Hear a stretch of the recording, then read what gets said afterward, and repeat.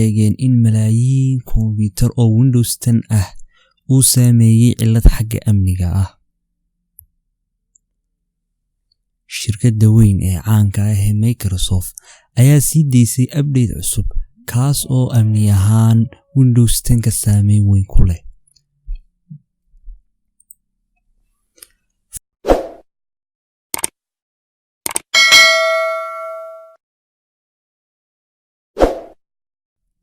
qaybtani waxa ay leedahay hawlo badan oo kala duwan taas oo saamaxaysa soo saarayaasha barnaamijyada inay si qoto dheer u diiwaan geliyaan barnaamijkooda iyagoo cadeynaya in kombiyuutarka aan wax dhib ah loo geysan.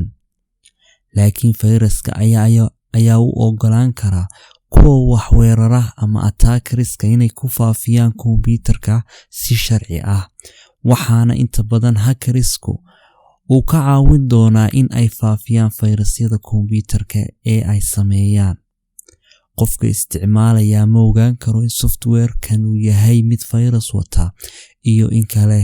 xataa antiviruska ayay ku adkaan kartaa soo qabashada fayraska noocan ah. CERT-CC, xarunta daafurka galdaloolooyinka ama vulnerability-ga kombiyuutarska ee jaamacadda Carnegie Mellon, waxa ay sheegtay in fayraska loo adeegsan karo in la dhex galo laguna hagaajiyo isgaarsiinta loo yaqaan HTTPS ama TLS. shirkadda Microsoft ayaa sheegtay in ayna helin wax caddayn ah oo muujinaya in fayrasyada uu si firfircoon uga faa'iideysan karaan ama kuwa hackersku, wuxuuna ku tilmaamay galdaloolooyinkaasi inay muhiim aad weyn u tahay in ay ogaadaan shirkaddu.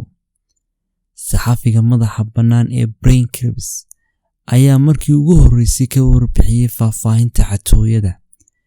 hay'addaasi waxay sidoo kale warbixin u gudbisay shirkadda Microsoft. 2 sano ka hor ayaa lagu dhaleeceeyay wakaaladaha waxbasaasa in ay rabaan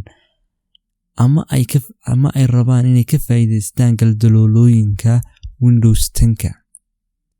Anne Nemrod, NSA, oo ah director-ka qaybta cybersecurity-ga, ayaa waxa uu sheegay in ay heleen